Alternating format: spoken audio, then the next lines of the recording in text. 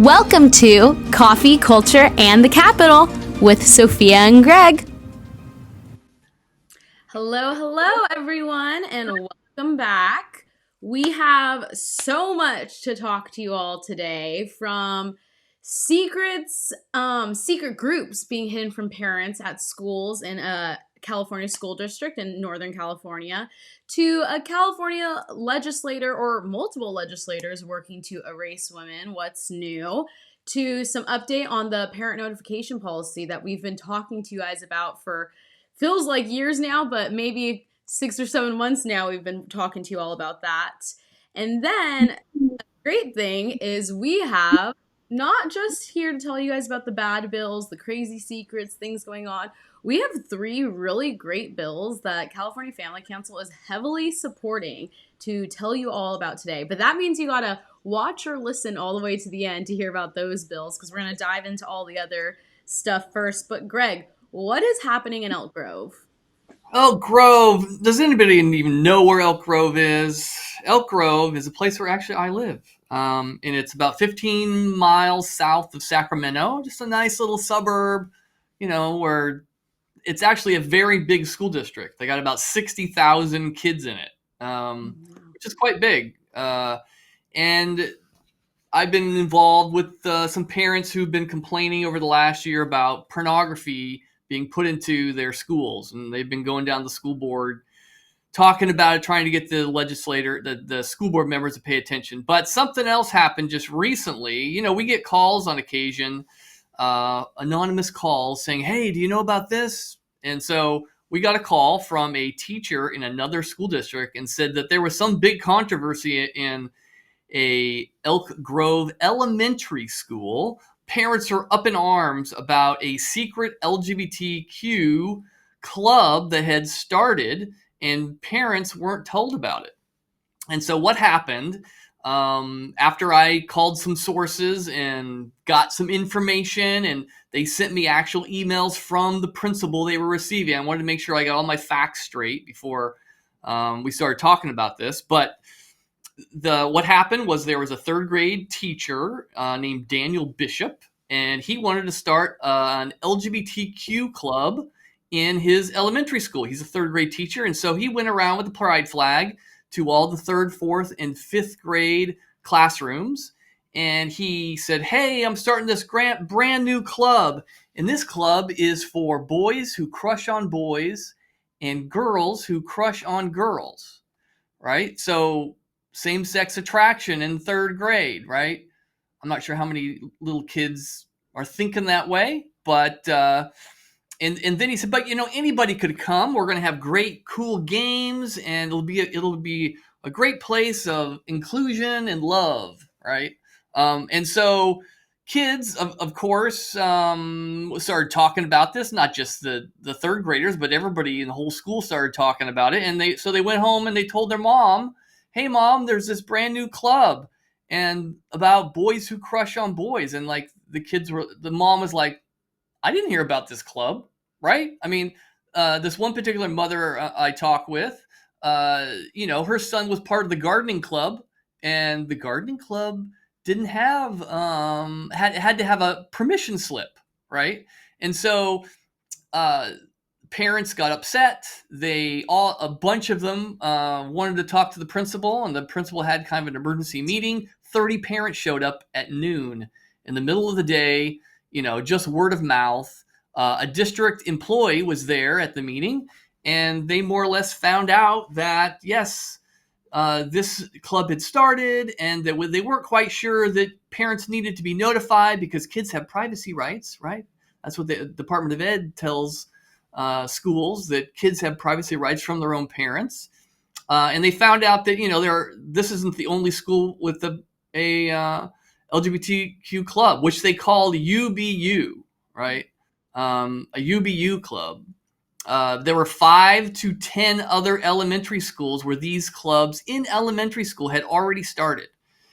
And so anyway, so that was the impetus. That happened like at the end of January, and they were supposed to get back with them, answer some of their questions, they never did. And so the parents said, you know what, we're going to the school board and we're going to let the world know what's happening.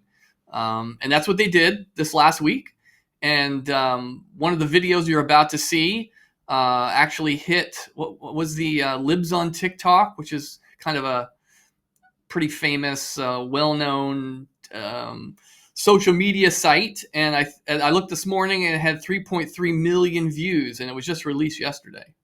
So why don't we show that along with the testimony I gave, and then we can talk about a little more afterwards. Perfect. Well, here's the one that was on the Libs of TikTok. Thank you. As today is Trans Day of Visibility, I thought it was appropriate to present to the board and make public that the district recently sent this flyer, which I can provide to you, to all teachers, inviting them to a training titled Responding to Resistance. The bullet points mention that teachers will learn, quote, how to respond to resistance against rainbow clubs. Now, the discovery of this flyer was made known to us by an elementary school teacher, and it is quite alarming. It was sent just a few weeks after parents discovered a secretive lunchtime UBU club at Pleasant Grove Elementary School. Oddly, the district has not given much response to the concerned parents, but shortly after the incident, sent this flyer out to all teachers. It seems that the district's response to rightfully concerned parents of elementary-age children is to ignore them and then provide teachers with training on how to push back, ignore, and keep more secrets from parents. This is blatantly disrespectful to parents who deserve to be partners in their child's education.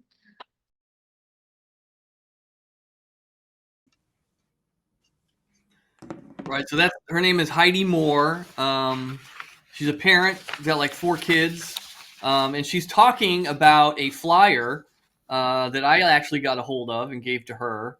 That was sent to it was actually sent to all the elementary school principals, and it's right here. I know you can't see it on if you're listening on a podcast, but it's titled "Responding to Resistance."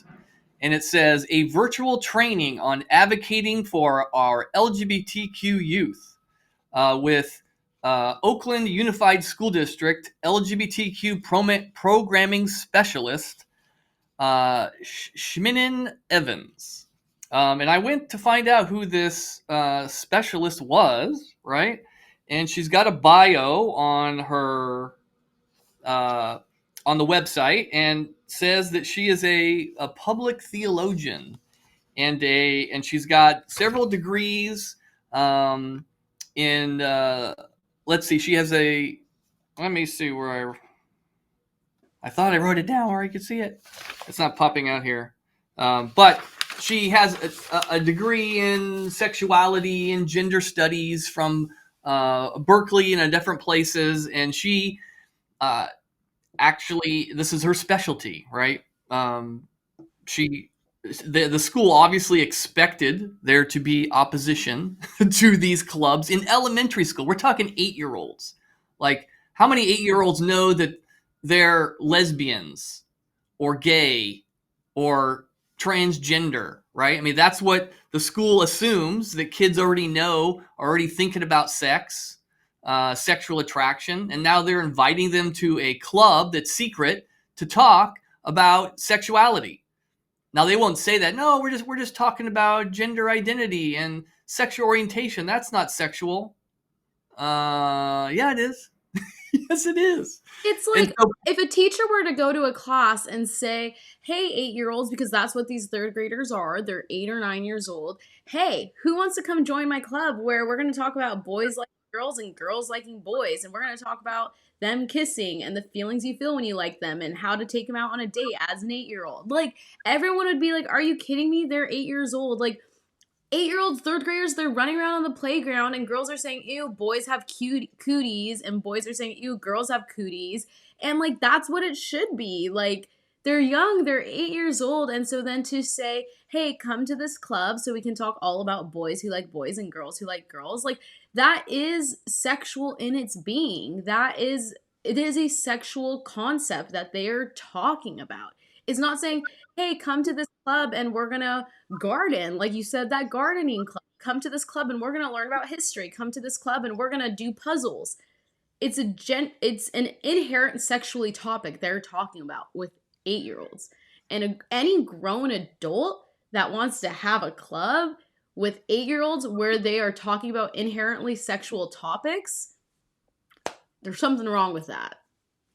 Yeah, I mean, there was a police officer who actually, one of the parents was a police officer and has a daughter at this school, and said, I've been police officer for 10 years, and when there are adults who want the children to keep secrets from their parents, it doesn't turn out well, right?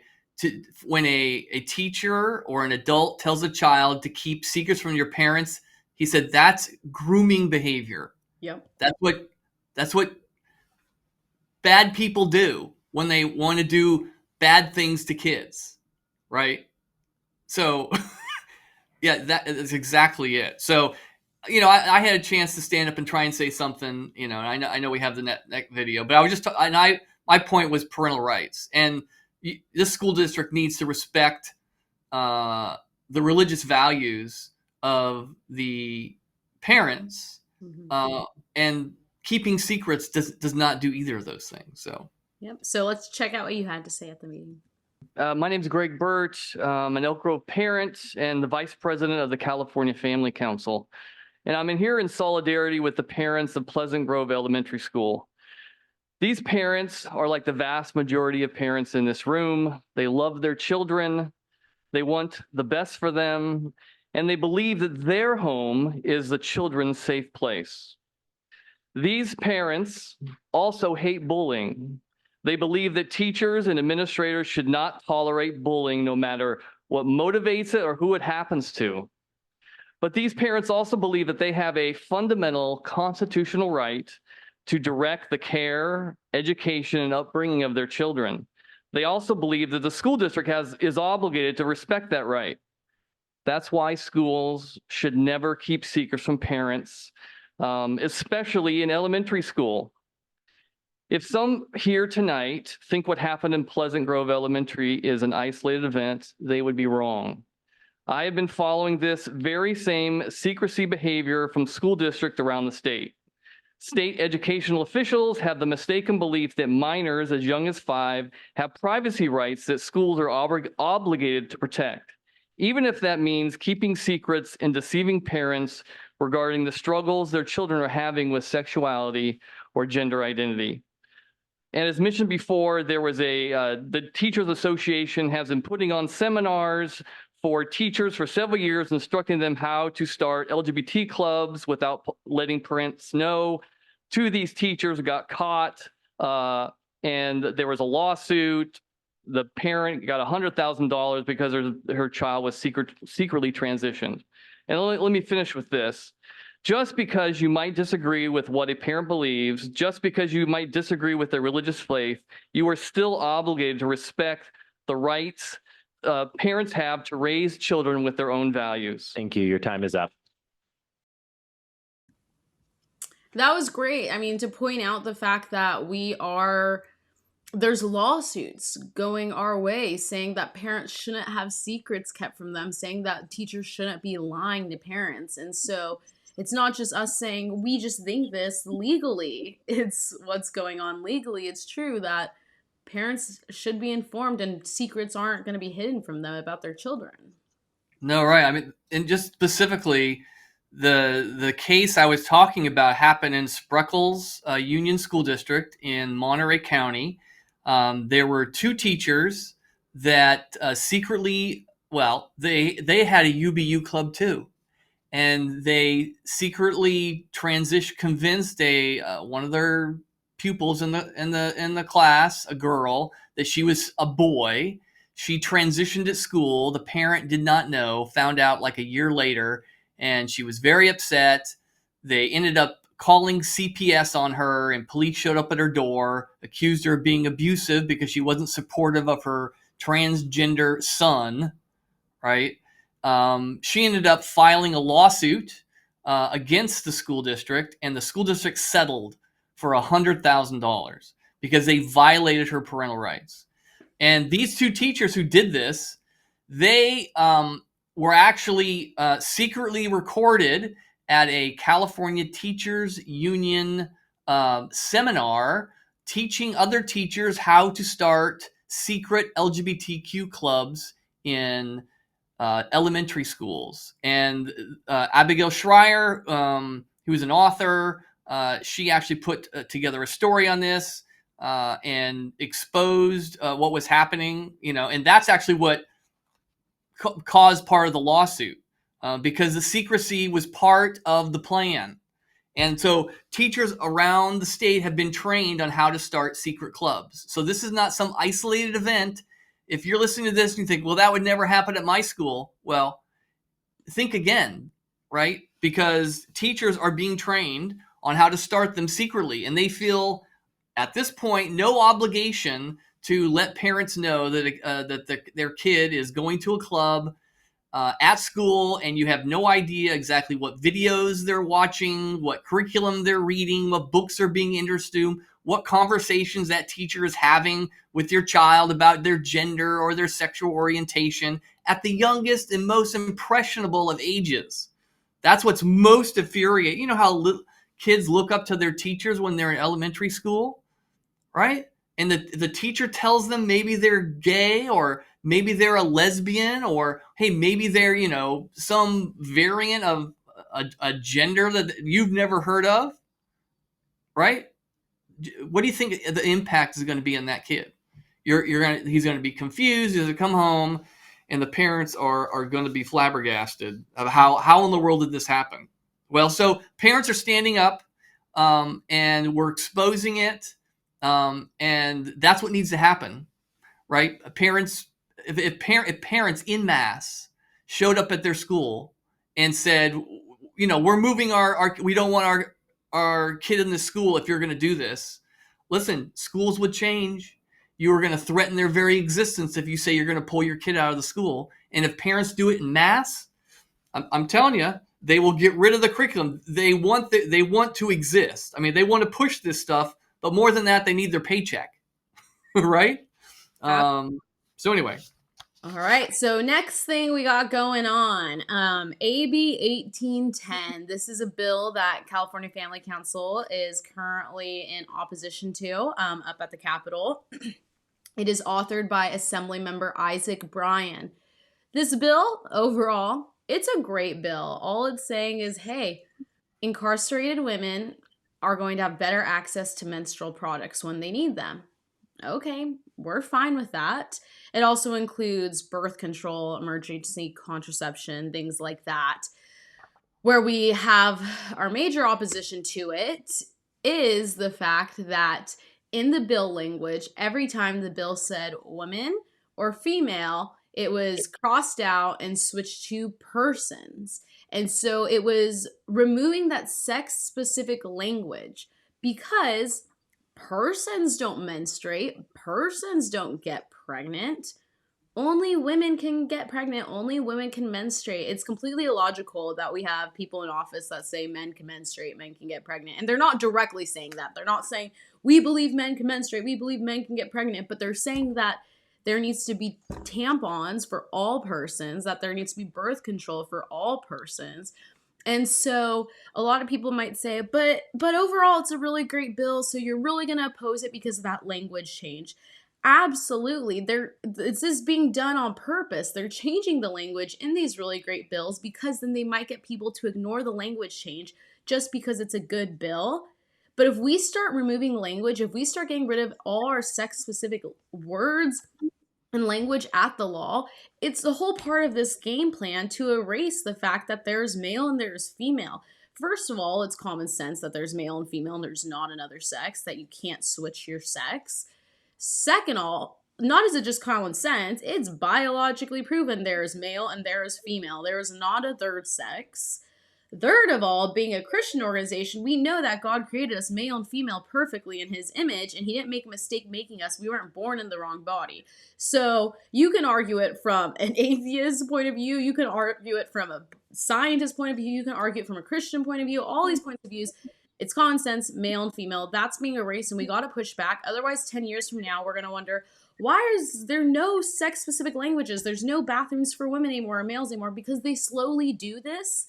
So, because if they just came out of nowhere and did this all at once, everyone would push back. But they slowly do it. So if they can change the language slowly and get people on board with it, that's how they're trying to make this difference. So this bill had its first hearing, I think 2 weeks ago now, Greg, huh? And on the committee that it was in, there was 8 assembly members, 6 Democrats, 2 Republicans. All of them voted yes on this bill. So we went and testified, and so I'll just show you guys what I had to say when I testified, and then we can chat more about that. Oh, and if men menstruate, I'm intrigued. Where does the tampon go? My name is Sophia Lori, and I'm with California Family Council. AB 1810 seems to be a positive bill at first glance. How can anyone be against making sure incarcerated women have better access to menstrual products? Yet, this bill replaces all mentions of females and women with the word person, ultimately erasing women and pushing an ideology that men can menstruate or men can give birth. AB 1810 disregards the inherent dignity of women by attempting to obscure obvious biological distinctions between males and females. This bill allows for birth control and menstrual products to be available to all persons. So let's walk through basic biology. Does a man have a uterus? No. Does a man have a cervix? No. Does a man have a vagina? No. Thus, males do not have a menstrual cycle, and males cannot get pregnant. Let me repeat that. Males do not and cannot have a menstrual cycle or get pregnant. It is truly incomprehensible that today we have elected officials who lack an understanding of basic reproductive biology, that men cannot become pregnant or menstruate. Also, why would women need access to birth control in a female-only prison? We know through basic common sense, proven by science, it takes one man and one woman for a woman to become pregnant. This acknowledges the ugly reality that due to Senator Wiener's SB 132 from 2020, incarcerated men are allowed into women's prisons and women are being raped and forced into cells with men, 33.8% of which are registered sex offenders. I urge you all to vote no on AB 1810 unless this bill is amended to only provide birth control and menstrual products to actual women. To vote yes or abstain further advances the erasure of women and ignores basic biology. Oh, and if men menstruate, I'm intrigued. Where does the tampon go? So here's the thing. No one's answered my question yet. I'm still wondering, if men menstruate, where does the tampon go? The author didn't answer it. They just keep ignoring that. Well, that was the crazy thing. I mean, I was watching the faces of the legislators, and they were like shell-shocked that you were saying this. I saw one of the Republican legislators with this. He was rubbing his face. He was just like, "Oh no, don't say it, don't say it," right? And he said, "Oh, you're going to put me in such an uncomfortable position to be against this bill," right? Now, I'm just interpreting what he was thinking. But this is not the only bill that is doing this. There is another bill, SB 59, I believe, by Skinner, that's going to require that tampons and feminine products are available in female and male bathrooms in all our state buildings. And then last year, they approved a bill to require tampons be put in girls and boys' bathrooms down to the third grade. And it's, this is part of, you think, oh, well, what's the big deal, right? Well, the big deal is it's pushing this narrative that boys and girls, biology does not determine their gender. Therefore, boys can menstruate and girls can impregnate people, right? It just, so the words boy and girl are going to are meaningless in this system. Like, it's what, they're no longer nouns. They're actually adverbs or adjectives that describe your feelings, right? It's total nonsense. And we have been putting up with it and just saying, well, let them have what they want. And now we're being forced to lie. And now who's being harmed? Women in prison who have to bunk with a guy, right, in these tight spaces. They're being raped, they're being harmed. It's unconscionable, and it's unconscionable that these Republicans voted for it, right? And they keep voting for these bills because they don't want to be.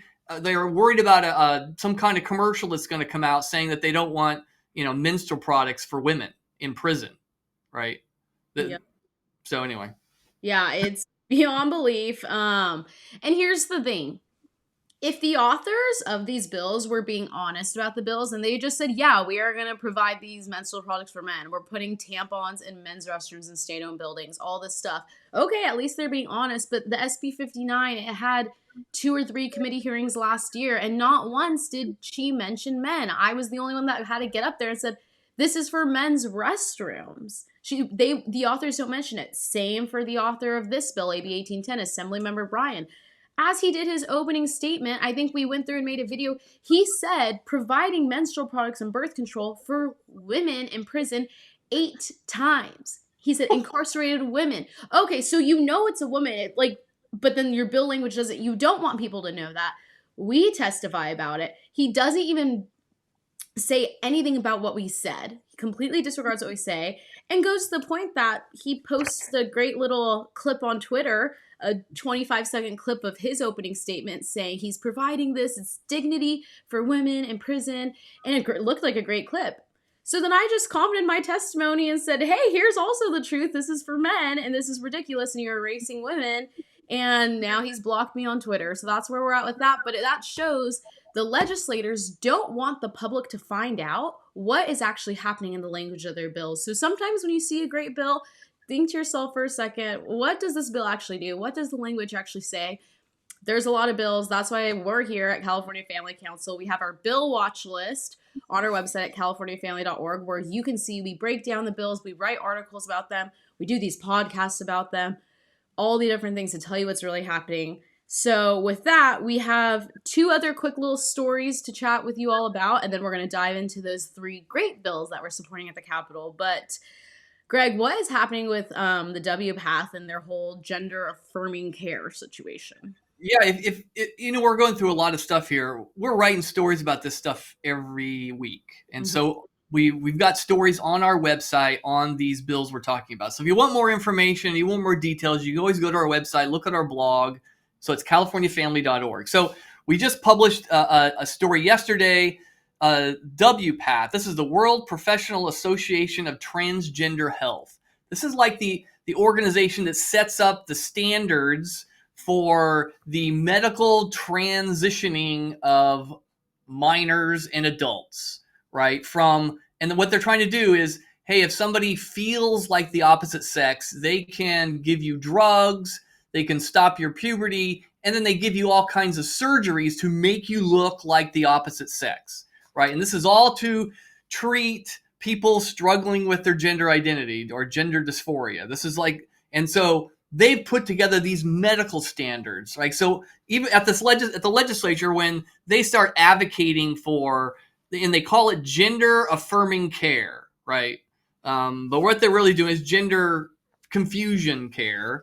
And so, but the legislators stand behind this pseudo-scientific organization who's come up with these standards. Well, you find out that there's an organization called Environmental Progress.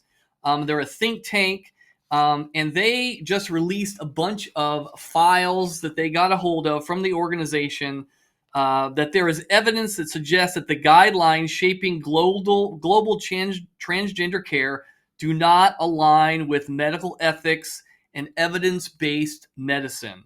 And they are exposing all the crazy experimental things they're doing, not getting consent from minors on a bunch of experiments. So it's quite the story and quite the scandal. And I'm glad somebody's finally exposing this organization for the fraud that they really are. So go look at the article. That's just one thing I wanted to point out. We got another article. The title of it is Christian public school teacher no longer has to keep secrets from parents or use preferred pronouns.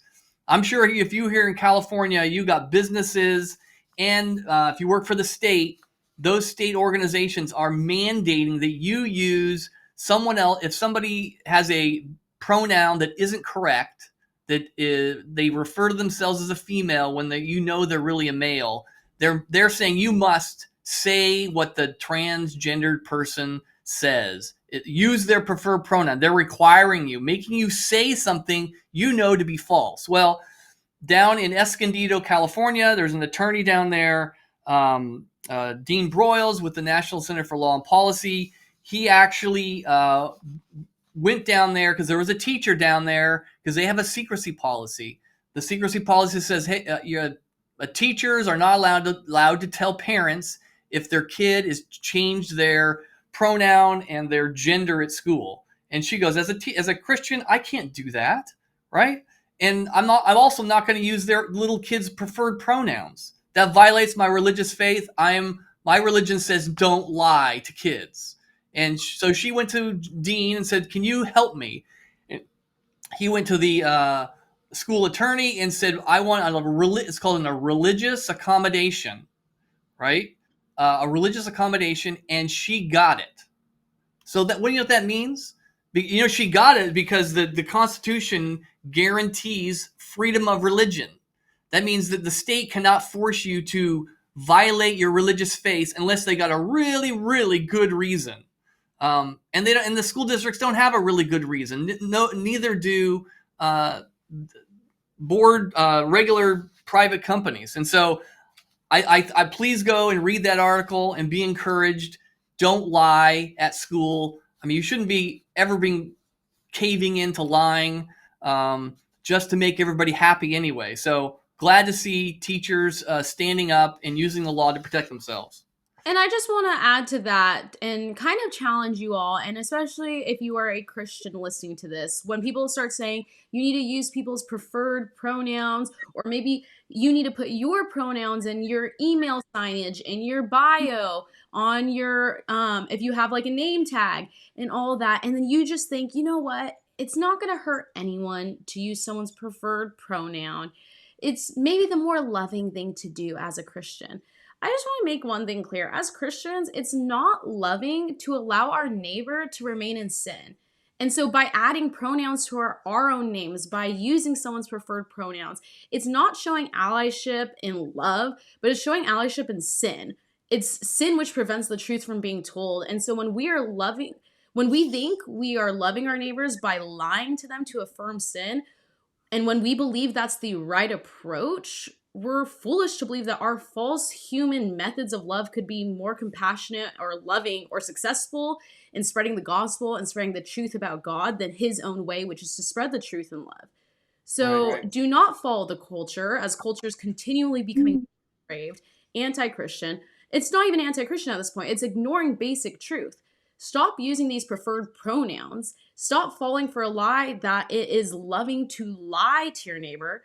It is not loving to lie to them. It's not loving to them to tell them, to validate them that they were not created in the body that our sovereign God created them to be. So do not use preferred pronouns, especially as a Christian. I challenge you to stay far, far away from that and speak the truth in love to your neighbor and let them know that God created them perfectly as who they are. But that's just my little rant. Amen. Amen. All right, I got some other good news. As you know, we've been working on parent notification policies this last year. We were rejected up here at the school board. Assemblyman Bill Asaley tried to introduce a bill mandating that schools simply notify parents if a kid has come out publicly at school and wants to use a different name and pronoun. And they didn't even want to hear the bill. So we went to school districts, and we had 10 school districts introduce policies that notify parents if a child has publicly asked to be referred to as a different gender. All right. So one of those school districts was in Temecula, which is down south.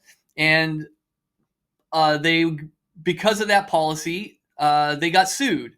Now they got sued for two things. Because they also had a policy that says teachers in that district are not to teach critical race theory. And so based on both of those policies, they were sued. And the judge came back just recently, and what they were asking for, we want you to put a halt on these policies immediately, and it's called a injunction, and the judge, a temporary injunction on the policy. The judge came back and refused to do so because he said that the likelihood of you winning your lawsuit here is not very good, and so this is great news. So I want to just go through this article because you think critical race theory, like what the heck is that? Well, the school district spelled out what they don't want teachers to teach as part of critical race theory, right? And here's what the schools are not allowed to teach. They're not allowed to teach that only individuals classified as white people can be racist because only white people control society. So that's one thing they're not allowed to teach. They're not allowed also to teach that racism is ordinary, the usual way society does business. They're not allowed to teach an individual by virtue of his or her race or sex is inherently racist or sexist. And finally, that an individual, you can't teach an individual is inherently morally or otherwise superior to another individual because of race or sex. And you would think, well, yeah, if you taught any of those things, that's racism. But that is what critical race theory actually teaches. And so that is what the school district says you can't do. And the governor and everybody are flipping out. But of course, they mischaracterize it, saying that, they can't talk about slavery or they can't talk about the history of America, which is false, right? And so the judge said, this is very reasonable for a local school district to prohibit that kind of teaching. And then he also said the notification policy, the proponent, those who were against it, saying this policy discriminates against transgendered individuals. And the judge came back and says, no, it doesn't. It simply says that if a child asks for their records to be changed, their permanent records or their unofficial records to be changed regarding their name or their pronoun, then parents must be notified. That doesn't just apply to transgendered identified kids. It applies to any kid. And so he said, this is not discriminatory. So those are huge decisions. And we've had no response from Bonta, Attorney General Bonta, and we are on the winning side of this issue. And it was fabulous to see the courts now recognizing the authority local school boards have. Amazing. And so we'll wrap up with 3 more good things, 3 more great bills. If you've been watching the podcast, I think we've been doing the podcast for officially over a year now. We started it in January of 2023. And we have had, we always leave it with a hopeful message. We always tell you guys ways you can push back and all that. But quite often, more than not, where you're the bearer of bad news, telling you the crazy stuff that is coming from the Capitol all the way down to school boards. But we have 3 really great bills to tell you all about. So, Greg, why don't we start off with SB 1368 by Senator Ochoa? Yeah, this is a bill that is actually going to talk about how great pregnancy care centers are. As you know, here in California, there are more pregnancy care centers, pro-life organizations that give women all kinds of free health care and help, and they provide support for them so they don't feel like abortion is their only option. Right. And there are more of these organizations than there are abortion clinics here in California. And that really, really rubs the liberal legislators at the California Capitol. They just every time they say it, you can see it. It really rubs them wrong. And that's why they're always attacking them, calling them fake clinics. And, they're out to deceive women. So it is great. This particular bill, what it's going to do is, here in California, every school district is required to teach sex education in public school, once in 7th grade and once in high school. And these classes already require teachers to tell the kids where the local abortion clinics are, right? And for the sake of equity and choice, which they're always talking about, right? This bill is going to require them also to, in these classes, to tell kids where pregnancy care centers are. And so this gives us a great opportunity to highlight the great work these pregnancy care centers do. They do great work. It's unfathomable that, people don't know about them. Kids don't know about them. And so we're looking forward to promoting them, getting a great hearing, and we're looking forward to a victory on this one. So absolutely. So that's a great one. Now we have one, SB 1219. This is also a great bill that we've been heavily supporting. Different topic than pregnancy resource centers, more on human trafficking. What is going on with this bill, Greg? We know California is like a hub of sex trafficking in the whole country. It's really out of control, and it got even more out of control with a bill that passed a couple years ago. It was SB 327, which legalized loitering for prostitution.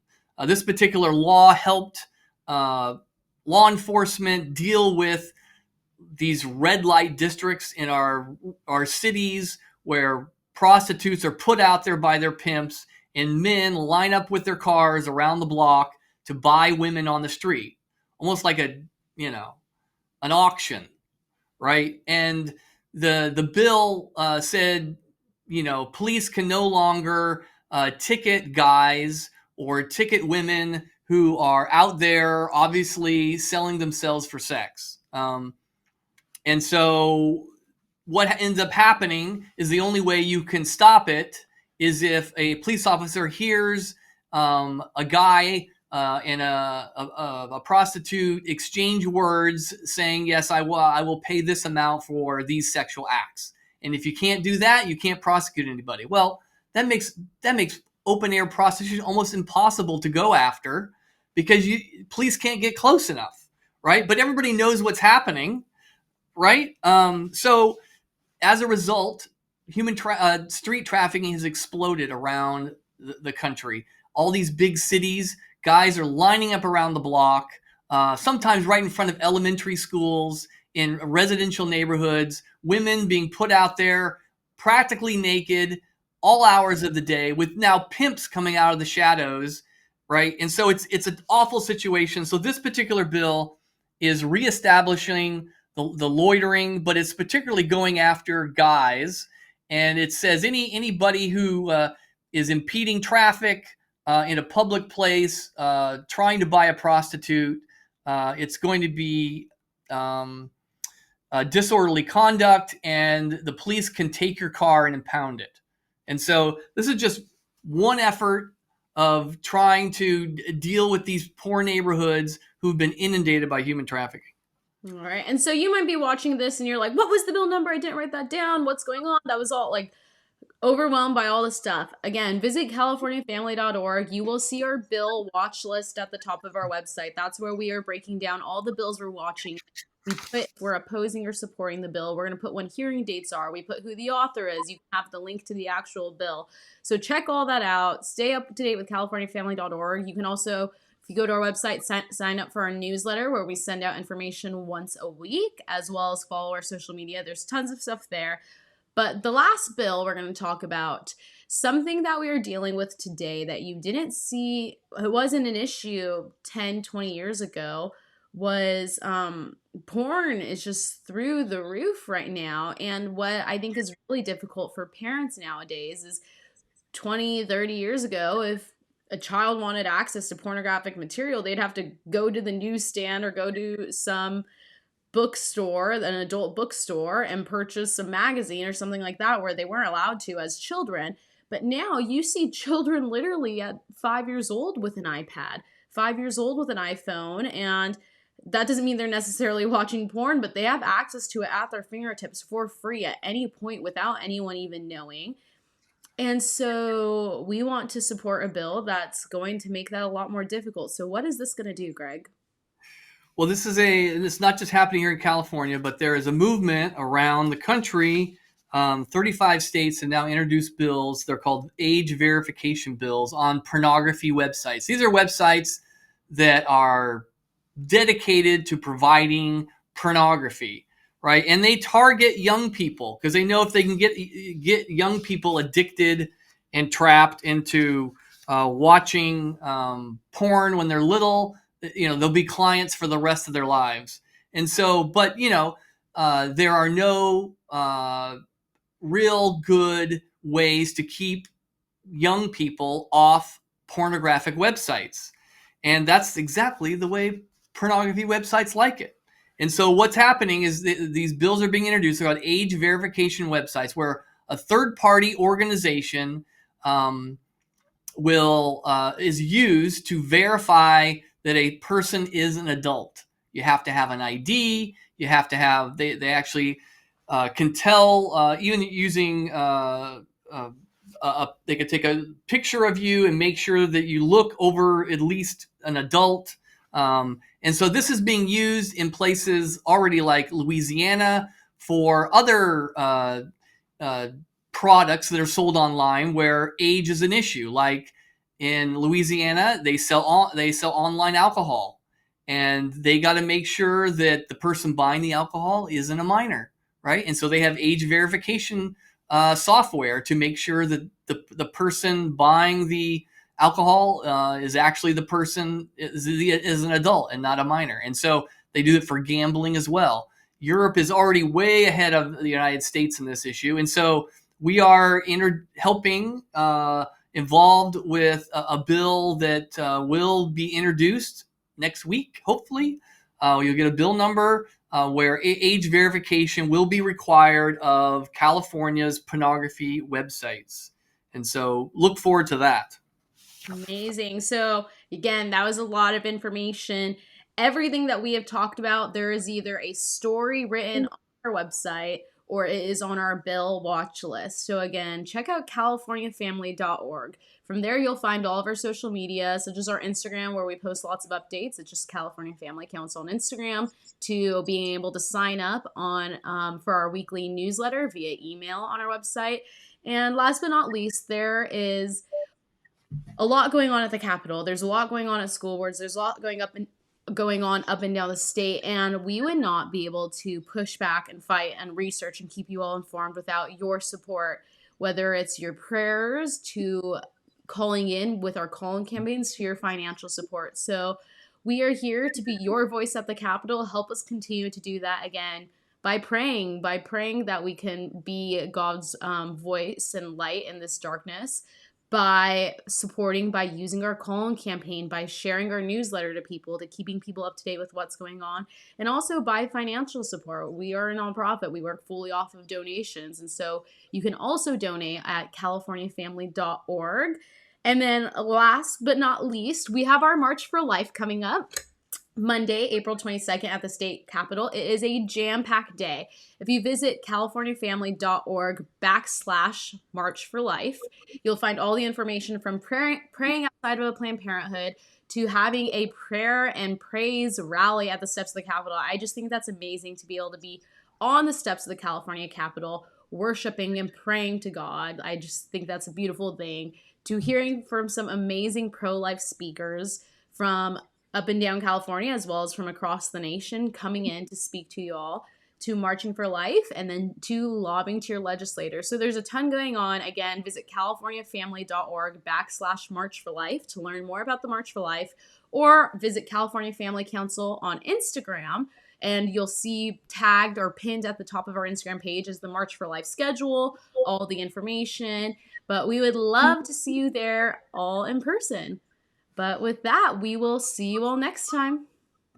See you later.